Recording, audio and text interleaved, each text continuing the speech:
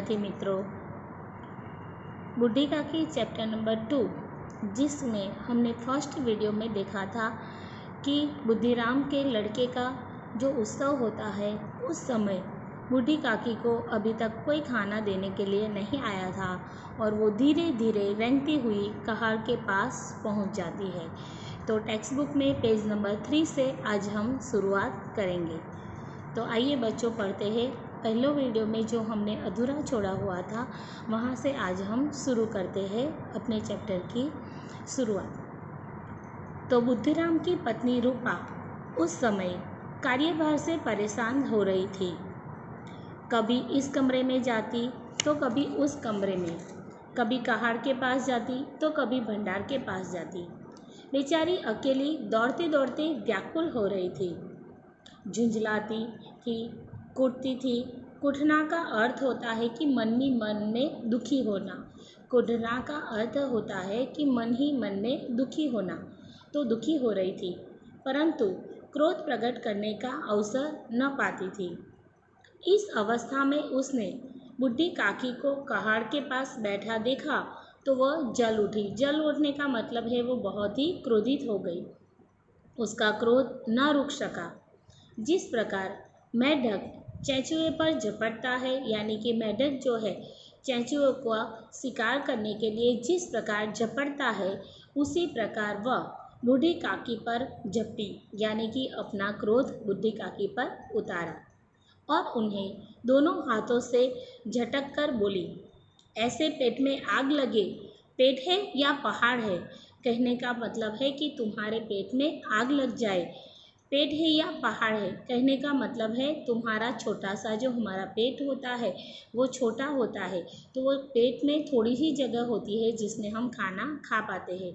तो रूपा बूढ़ी काकी को ये सुनाती है, तुम्हारा पेट है या पहाड़, मीन्स के बड़ा पहाड़ जितनी जगह है तुम्हारे पेट में जो खाने के लिए, अभी यहाँ कहार के पास तुम आकर बैठ गई हो। कोठरी में बैठते हुए क्या दम घुटता था? ऐसा रूपा ने बूढ़ी काकी को कहा। अभी मेहमान ने नहीं खाया, भगवान को भोग नहीं लगा, जब तक धैर्य न हो सका। कहने का भावार्थ है कि अभी मेहमान लोग जो उत्सव में आए हैं उन लोगों ने खाना नहीं खाया और तुम्हें खाने की पड़ी है। ऐसा बूढ़ी काकी को रूपा यहाँ सुनाती है। भगवान को भोग चढ़ाना का अर्थ होता है कि अगर हम कोई भी घर में प्रसंग होता है, उत्सव होता है, तो उस समय क्या करते हैं कि सबसे पहले खाना जो बनाया जाता है वो भगवान को दिया जाता है और भगवान के सामने रखा जाता है। तो बोली कि अभी तक हमने जो खाना पका है वो भगवान को भी नहीं धराया, भोग नहीं चढ़ाया और तुम्हें खाने की पड़ी है, ऐसा रूपा ने सुनाया। बूढ़ी काकी ने सिर उठाया, न रोई न बोली, चुपचाप रेंगती हुई अपनी कोठरी में बेचारी चली गई। भोजन तैयार हो गया है, आंगन में पत्तलें पड़ गई, मेहमान खाने लगे।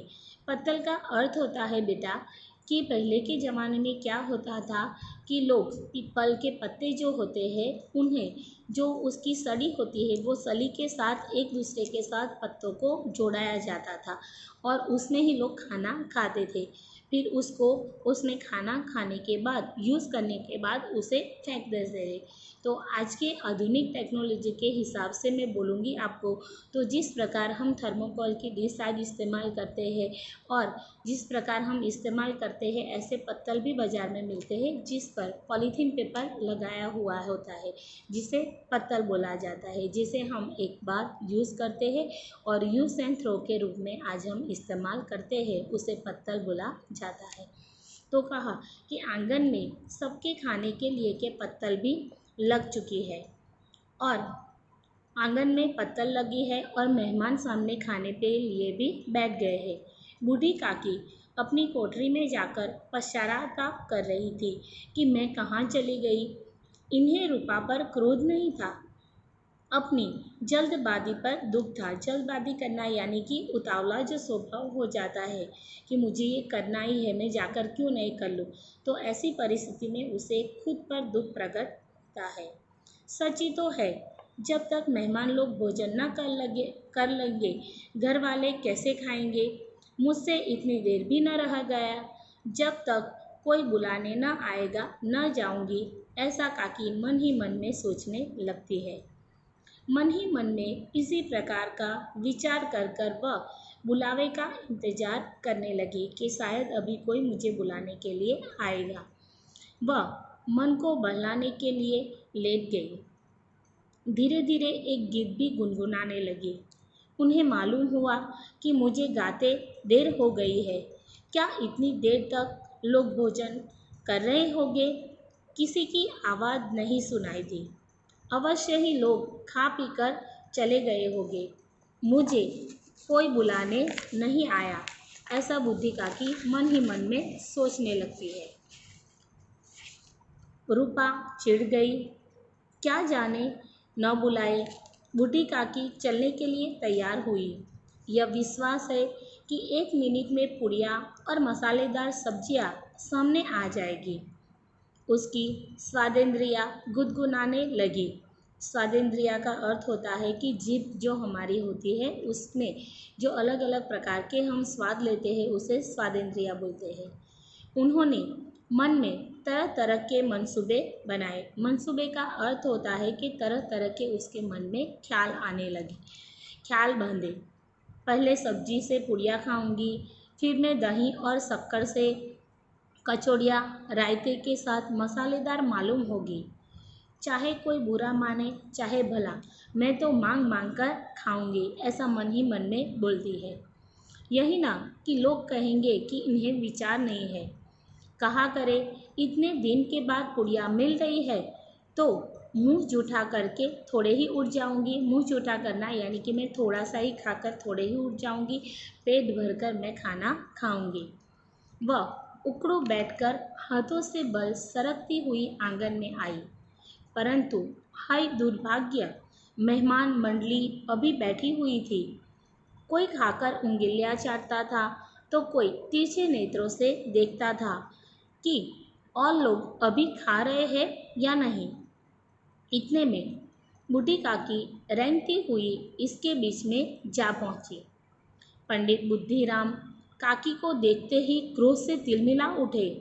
लपक कर उन्होंने काकी के हाथों दोनों हाथों पकड़े और घसीटते हुए लाकर उन्हें अंधेरी कोठरी में धम से पटक दिया, यानी कि धम से उसे वहाँ फेंक दिया। मेहमानों ने भोजन किया, घर वालों ने भी भोजन कर लिया। बाजे वाले, धोबी, नाई भी भोजन कर चुके, परंतु बूढ़ी काकी को किसी ने न पूछा।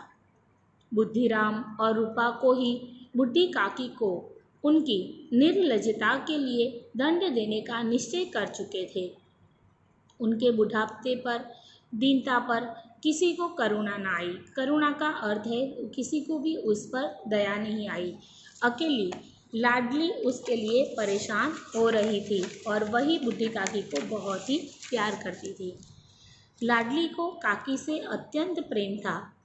वह झुंझला रही थी कि वे लोग काकी को बहुत सी पुड़िया क्यों नहीं दे देते, क्योंकि लाडली तो बहुत ही छोटी है। क्या मेहमान सबकी सब खा जाएंगे? और यदि काकी ने मेहमान से पहले खा लिया तो उसमें क्या बिगड़ जाएगा, ऐसा लाडली ने सोचा।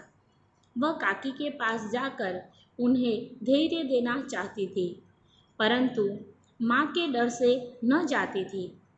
उसने अपने हिस्से की पुड़िया बिल्कुल न खाई थी। उन पुड़ियों को काकी के पास ले जाना चाहती थी।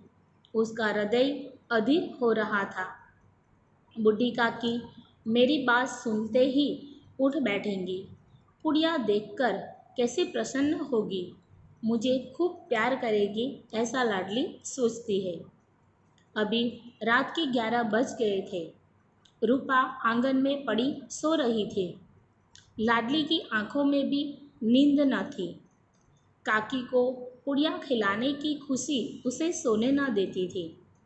जब विश्वास हो गया कि माँ सो रही है तो वह चुपके से उठी और बूढ़ी काकी की कोठरी की ओर चल पड़ी। बूढ़ी काकी को केवल इतना याद था कि किसी ने मेरे हाथ पकड़कर घसीटते हुए, और फिर मुझे ऐसा मालूम हुआ कि कोई पहाड़ उस पर गिर पड़ा हो ऐसे मुझे उठाए ले दिया। उनके पैर बार बार पत्थरों से टकराए। तब किसी ने उसे पहाड़ पर दे टपका और वे मूर्छित हो गई यानी कि वो बेहोश हो गई। जब वे सचेत हुई, सचेत का अर्थ होता है वो जागरूक। मूर्छित होना यानी कि बेहोश हो जाना, सचेत होने का अर्थ है जागरूक हो जाना, सभान अवस्था में आ जाना। तो आ गई। तो जब वे सचेत हुई तो किसी की जरा भी आहट ना मिलती थी। आहट का अर्थ होता है आवाज़, किसी की भी आवाज़ ना आती थी। उन्होंने समझा कि सब लोग खा पीकर सो गए हैं। यह विचार कर काकी निराशमय संतोष के साथ लेट गई यानी कि सो गई। ग्लानि से गला भर भर आता था उसका।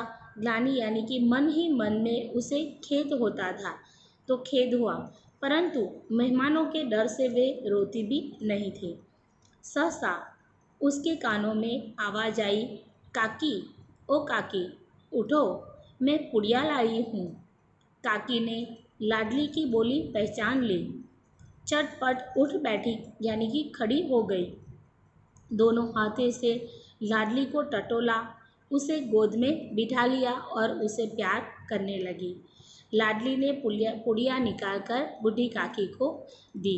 तो आज के सेकेंड वीडियो में बच्चों हम इतना ही पढ़ेंगे। अपना जो थर्ड वीडियो आएगा उसमें हम आगे के बारे में पढ़ेंगे। Thank you.